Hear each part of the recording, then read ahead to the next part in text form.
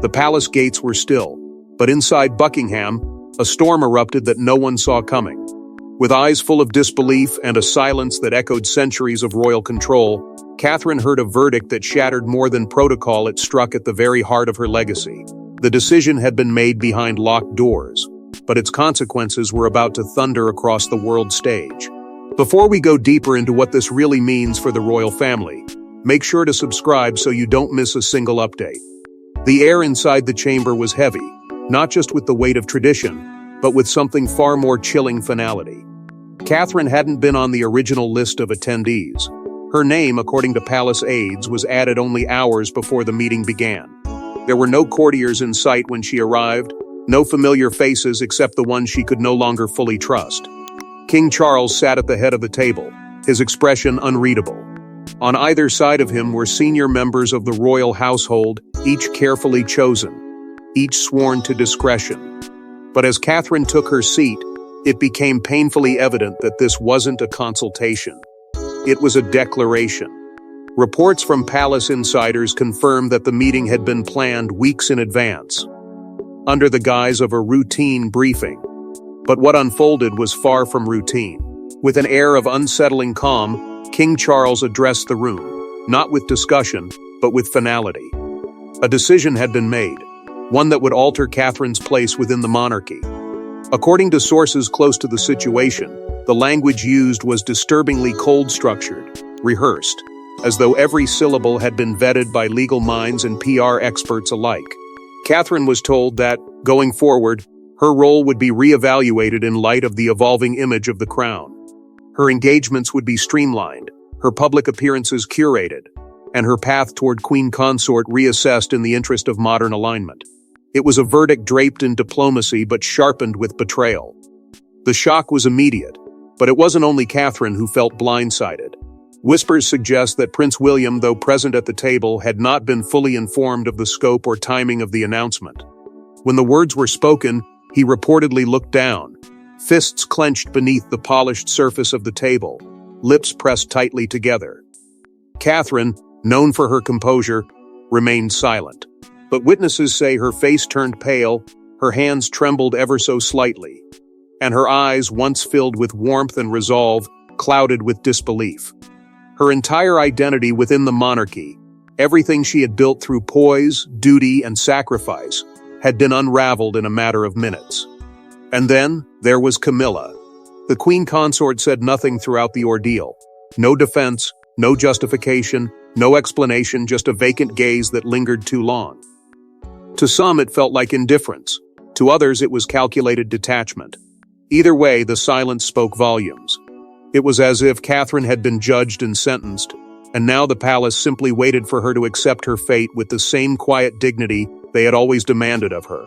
But what no one foresaw was the fire this verdict would ignite not just in Catherine, but in the heart of a nation. But what exactly was this royal verdict and who truly orchestrated it? To understand the heartbreak, we must trace the chain of betrayals that led to this explosive moment. While Catherine believed her dedication spoke for itself, others were working behind the scenes to reframe the narrative. Quiet alliances, hushed conversations, and veiled manipulations had been at play for months. The verdict wasn't spontaneous, it was the result of a carefully engineered campaign. Behind palace doors, a new power structure had begun to take form, one that tilted toward Camilla with every passing month. Her presence, once seen as complementary, had become dominant. With King Charles increasingly reliant on her counsel, Camilla seized her moment, not with blatant declarations, but through quiet, strategic influence. She understood something many underestimated, that perception, when managed well, could override truth. And so whispers began circulating. Whispers that Catherine was faltering under pressure, that her health was fragile, that her silence wasn't grace, it was detachment. These weren't public statements, of course they were seeds, deliberately sown in select ears, then left to bloom. Simultaneously, Catherine's once stable network inside the royal household began to erode. Loyal aides were suddenly reassigned, pushed to roles with no relevance, or subtly encouraged to resign. In their place arrived new advisors, many linked to Camilla's long-standing circle, people who owed allegiance not to the Princess of Wales, but to the woman who now cast a longer shadow than ever before. Catherine noticed the shift, the change in glances, the distance in familiar voices. But she held her poise, believing her years of service and restraint would shield her from sabotage. She was wrong. And then came the most unholy of alliances, Camilla and Prince Andrew. Their relationship, strained and complex, took on a new dimension as their interests aligned. Andrew, still ostracized from public life, saw Catherine as a threat to his quiet attempts at regaining relevance. She, after all, represented the kind of image the public still adored. Graceful, unwavering, untouchable. By diminishing Catherine's standing, Andrew believed space might open for his rehabilitation, an opportunity Camilla was all too willing to exploit if it meant consolidating control. Together, their influence created a current strong enough to sweep away even royal foundations. Princess Anne saw what was happening. She raised her concerns, called the process unethical, and argued fiercely against the motion that would eventually be presented to the king. But Anne's influence had waned in recent years, and her voice, though loud, was drowned out by more modern, media-savvy operators, who spoke the language of optics and branding rather than legacy and integrity. Anne's defense of Catherine was barely recorded in the minutes. Her pleas disappeared into the archives of royal bureaucracy. And then came the most chilling revelation of all, a dossier. Compiled under the guise of internal assessment, it painted Catherine not as the woman the world adored, but as an uncertain figure unfit for the evolving monarchy. It was said to include claims of emotional instability, exaggerated accounts of health issues, and fabricated concerns about her ability to adapt to modern royal expectations. Who authored it remained unclear, but its fingerprints bore the markings of those most threatened by Catherine's continued rise. As this silent war unfolded, Catherine remained unaware until one fateful confrontation began to reveal the cracks. It was never meant to happen. But when Catherine confronted Camilla behind closed doors after an awkward state dinner, nothing could prepare her for what she uncovered. This wasn't just rivalry, it was sabotage. And the woman she once tried to accept as family had crossed a line that couldn't be uncrossed. The tension had been simmering for weeks. But that night, it reached a boiling point. Catherine, known for her restraint, could no longer endure the whispers, the cold shoulders, the abrupt cancellations of appearances she was once central to. The palace calendar was slowly erasing her name, while others unexpectedly and suspiciously took her place. And when the Queen Consort once again bypassed her in favor of someone else for a major event tied to the Commonwealth, Catherine's silence fractured.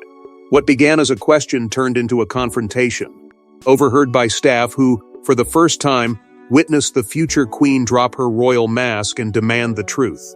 Camilla's response was swift and surgical.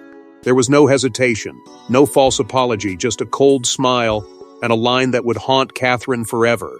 You were never the long-term plan. With those words, the nature of the conflict shifted. It was no longer about miscommunications or generational difference. It was a revelation. Camilla had not only carved out a space for herself in the monarchy, but had ensured it came at the expense of the woman who was once seen as the royal family's future. The bitterness in her tone, the finality in her eyes, Catherine realized she wasn't speaking to a stepmother-in-law, she was speaking to a strategist who had already won a private war. But what cut deeper still was what came next. Camilla made an allusion to a private letter from Queen Elizabeth II herself.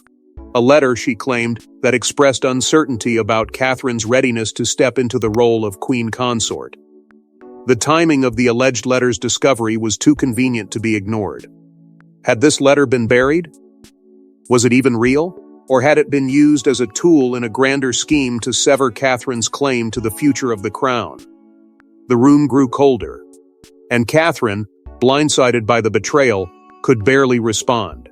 Her voice reportedly cracked as she attempted to hold her ground. But she knew this was a war fought in silence and shadows, and she had been too late to defend herself. What followed was heartbreak behind palace walls that the public would never see. Catherine didn't return to her private quarters immediately. She vanished for nearly 2 hours, no aides, no messages, no explanation. When she did return, according to insiders, her eyes were red, her posture broken, but her expression resolute. Something had shifted inside her. She had seen the truth, and she knew now there would be no saving grace from within these walls. Meanwhile, William had no idea what had transpired until hours later. And when he did, he found himself at the cruel intersection of loyalty and legacy. As a husband, his instinct was to protect. But as heir to the throne, he understood the cost of challenging a structure this powerful. His silence in the days that followed said more than words ever could. But this wasn't just personal, it was about legacy, lineage, and something far more sacred: the future of the crown's image. He wasn't just pleading as a prince, he was begging as a husband. William's private conversation with King Charles is said to have shaken even the steely monarch. Yet, despite everything, William's voice was not enough to undo what had already been signed in silence. That night, Buckingham Palace was quiet, but inside its core, history was being rewritten. William, unable to sleep and tormented by the fallout of Catherine's confrontation with Camilla, requested an unscheduled meeting with his father. It was well past midnight when Charles agreed to see him, and by then William's resolve had hardened. He entered not as the future king, but as a desperate man fighting for the woman he loved, for the future they were promised. The air between them was thick with unspoken truths, but William didn't hold back. He laid it all bare: her loyalty, her sacrifice, the years of dignity she upheld even when overlooked, even when diminished. "She's given everything," he said, voice cracking under the weight of grief and fury. Why is that not enough? Charles, usually unmoved by emotion, reportedly struggled to meet his son's gaze. He knew this conversation would come, but perhaps not with such urgency, not with such raw vulnerability. There was a pause, a heavy one. Then came the justifications. Charles leaned on the same excuses the institution had always wielded: that the monarchy was changing, that appearances mattered more than ever, that adaptability was key. Public polls had shown a shift, he claimed, not in favor of Catherine, but in favor of modernity, of an image that leaned away from legacy and leaned into rebranding. The crown, he said, could not afford sentimentality, not now, not when survival was at stake. But William wasn't interested in optics. He wasn't strategizing, he was pleading. He reportedly issued a chilling warning that night. If Catherine were formally excluded from discussions about succession and her future role, he would reconsider his position entirely, to step back, to remove himself if necessary. Not out of defiance, but to protect what mattered more to him than the throne. The silence that followed this declaration said more than any royal decree. Charles did not immediately respond. He stood, walked to the window, and stared into the dark gardens below. And then, without turning around, he delivered the line that would haunt both father and son sometimes: "The crown comes first." Those words cut deeper than William expected. For a brief moment, the prince realized the full weight of the institution he was destined to lead, a structure that asked for sacrifice even when there was nothing left to give. He left the room that night not as a victor, but as a man who understood that love, loyalty, and legacy were all negotiable in the eyes of the monarchy. And while the world slept, the crown solidified its plan: cold, calculated, and irreversible. What Catherine didn't know was that her fate had already been sealed, and it was about to be delivered in the most brutal way imaginable. January's cold had barely touched the palace, but inside, Catherine stood frozen. A courier, dressed in formal attire, handed her a sealed envelope marked with the sovereign seal. The moment her fingers broke the wax, history turned its back on her. She had been waiting for a decision. Yes, but not like this. Not through silence. Not through formality. Not through an envelope that felt more like a sentence than a message. As she unfolded the letter, her breath caught halfway between expectation and dread. The words, though cloaked in civility, were merciless. A formal declaration of restructuring, approved and enacted by the king himself, stated that due to shifting dynamics and modern requirements of the crown, her future duties as queen consort in waiting would be placed on indefinite hold. The phrasing was polished, diplomatic, surgically crafted to sound like evolution rather than erasure. But the message was clear: Catherine had been removed from the royal succession narrative. The woman once poised to wear the crown beside her husband was no longer part of the kingdom's next chapter. The cover story was even more brutal in its subtlety. A public narrative would be released within days, citing health reprioritization and personal well-being as the reason for Catherine's reduced role. It would praise her service. It would thank her for her grace, and it would gently hint that this was her decision, her retreat.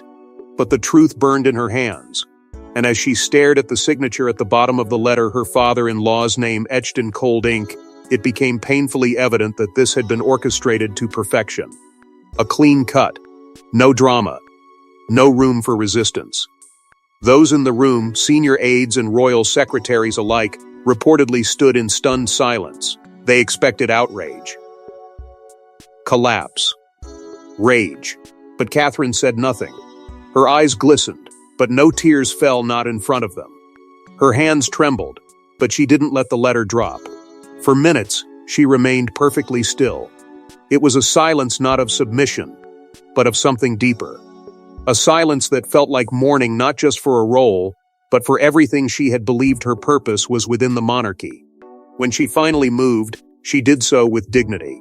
She folded the letter, placed it in her coat, and walked out of the room with a composure that left even the most seasoned courtiers breathless.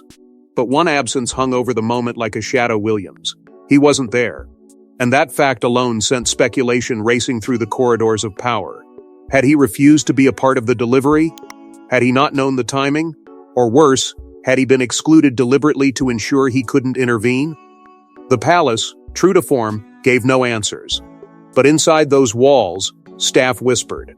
They whispered about a prince pushed too far, and a princess forced to carry the weight of disgrace on her own shoulders.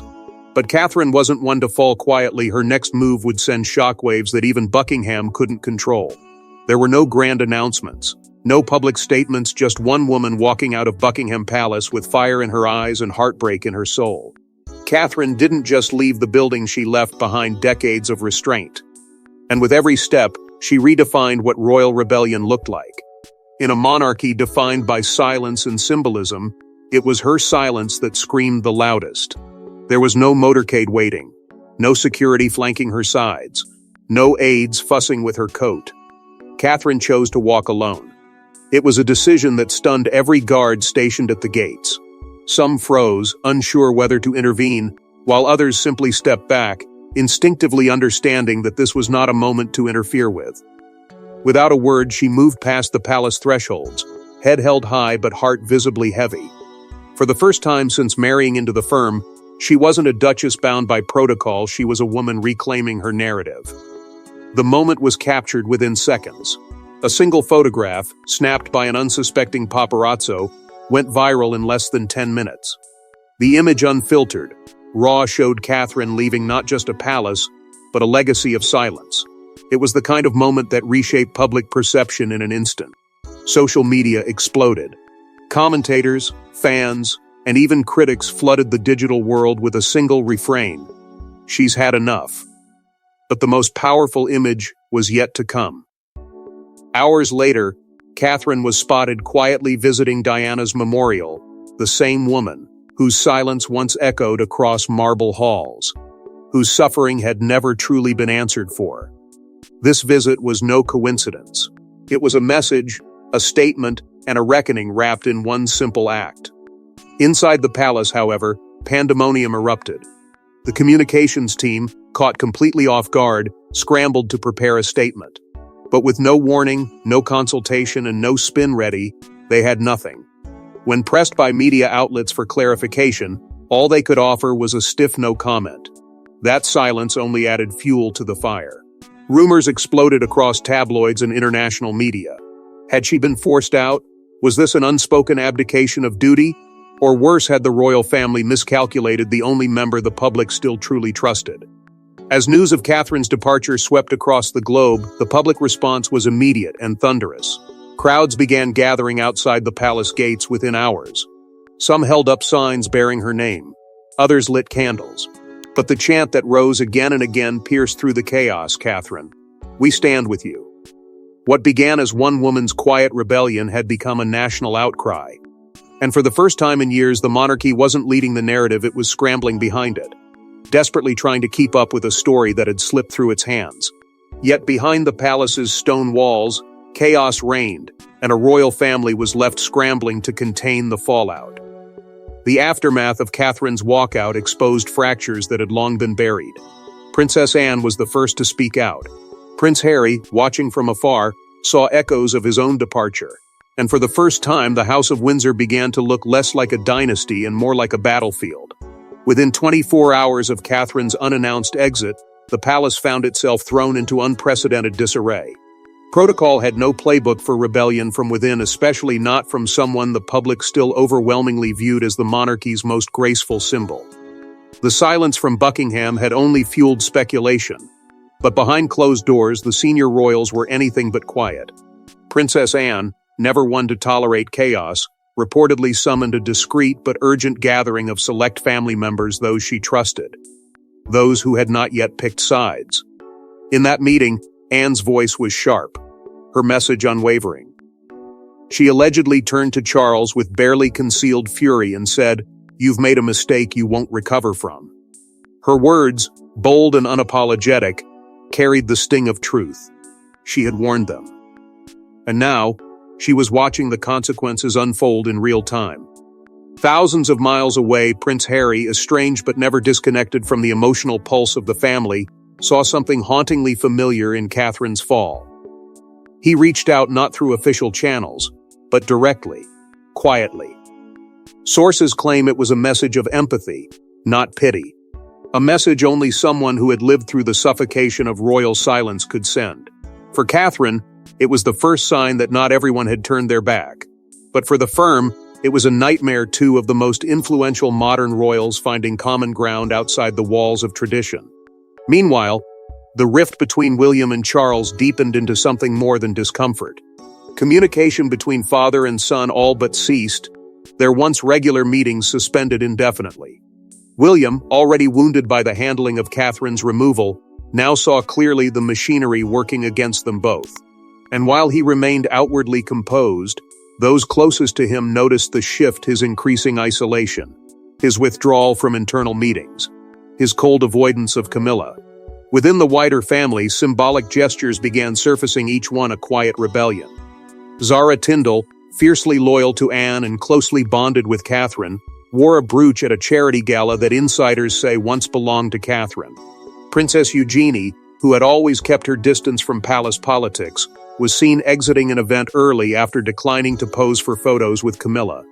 These moments, subtle yet defiant, told a story louder than any headline.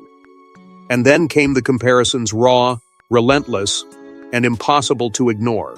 Headlines splashed across the globe. Another Diana? The media seized the narrative, drawing stark parallels between Diana's isolation and Catherine's sudden exile. The ghost of the past loomed once again, only this time, it wasn't whispering, it was screaming through every headline and every public outcry. But just when the royal family thought the storm had passed, Catherine made a move that would change the narrative entirely. No words. No speeches. Just a single photo posted online: Catherine standing alone before a field of poppies, wearing Diana's favorite brooch. It was a message only those paying attention could understand. But once decoded, it made headlines worldwide. Catherine wasn't just hurt. She was ready for war. The photo appeared without fanfare, dropped in the early hours of the morning on an account never previously used for personal statements. There was no official crest, no palace seal, no caption to explain the moment, only 3 words beneath it: legacy never fades. It was subtle, poetic, and devastatingly effective. Within minutes, the image ignited a global storm. It wasn't just a nod to Diana, it was a challenge to the institution that had once silenced her, and now seemed to be trying the same with Catherine. The brooch, unmistakable in its history, was more than an accessory. It was a symbol. And Catherine wore it like armor. Interpretations flooded in. Some called it defiance, others called it mourning. But to the public, it was something far deeper. It was truth. Unfiltered, unspoken truth in a palace addicted to illusion. The photo surged across social media, and the hashtag Queen Catherine erupted like wildfire. People didn't need a press conference to know what she was saying. She had been erased from the crown's path, and instead of retreating, she chose to carve a new one. The image alone reached more hearts in one morning than the palace's cold, calculated statements had in months. In the days that followed, Catherine made her next bold move. She began reappearing not in royal events, but in independent charity visits. Quietly, strategically, without palace backing or formal announcements. And yet, Wherever she went, the world followed. Crowds gathered not just out of curiosity, but out of loyalty. They brought flowers. They carried signs. Some held photos of Diana beside Catherine's, with captions like different eras. Same strength. And it was clear, the public wasn't mourning her exit, they were rallying behind her resurgence. Behind the scenes, the whispers turned to roars. Reports emerged that Catherine had begun speaking to a prominent publisher. Insiders claimed a manuscript was already in its early stages, a memoir not of revenge, but of revelation. If it was true, it wouldn't just shake the monarchy. It would gut it. Every unspoken injustice, every decision made behind velvet curtains, every moment of manipulation, it would all come to light. And Buckingham knew it. Panicked, the palace responded with a statement so sterile, so visibly manufactured, that it only worsened the backlash. It called for unity, for grace under pressure, and for a return to private reconciliation. But it was too late. The world had already chosen its queen not in title, but in spirit. And as the dust settles and alliances are redrawn, only one question remains: will Catherine return? Or has the crown lost its most beloved jewel? In their quest to protect the institution, the royals may have triggered its downfall. Catherine's departure isn't just a personal heartbreak, it's a warning shot. And now, the monarchy stands at a dangerous crossroads. One wrong move, and the crown may never recover its shine. The illusion of invincibility that once surrounded the British monarchy has cracked. In a world where every whisper becomes a headline and every silence speaks volumes, the royal family's refusal to address the Catherine crisis directly has cost them dearly. What began as an internal decision to preserve the image of the crown has instead magnified the one thing they feared most: public distrust. The people are no longer looking to the palace for guidance or inspiration. They're looking at Catherine. And in her silence, her strength, and her heartbreak, they've found something more powerful than a crown: authenticity. But the ripple effect doesn't stop at headlines. It's now reaching the next generation, the young royals thrust into a storm not of their making. Charlotte and George, once symbols of continuity and tradition, now find themselves in a world where their future roles are no longer certain. How do you prepare children for a throne that's no longer trusted? How do you preserve lineage when the very structure that upholds it is unraveling? The palace has no answers, only rehearsed smiles and carefully controlled optics. But the public isn't buying it anymore. Not when the most beloved figure among them was pushed to the edge and then left to walk away alone. And William, caught in the middle, is now paying the price. The once unshakable prince has become an island cut off from the father who ignored his pleas, distanced from the institution that dismissed his wife, and forced to choose between preserving a crown or protecting what remains of his family. His isolation isn't just emotional, it's strategic. The firm, determined to move forward without disruption, has placed him in an impossible position.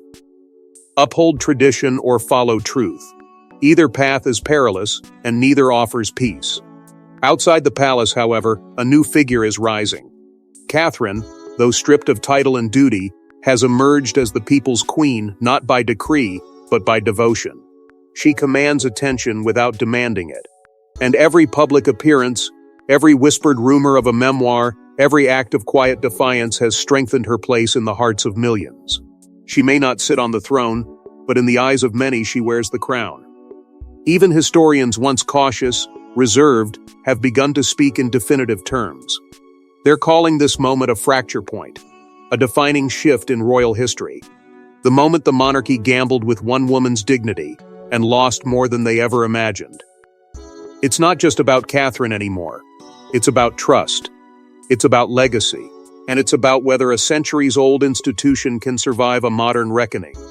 The crown still gleams, but its glow is flickering. And everyone is watching. One verdict. One woman. One walkout that could reshape the monarchy forever. Thanks for watching. Please don't forget to like and subscribe, and we will see you in next one.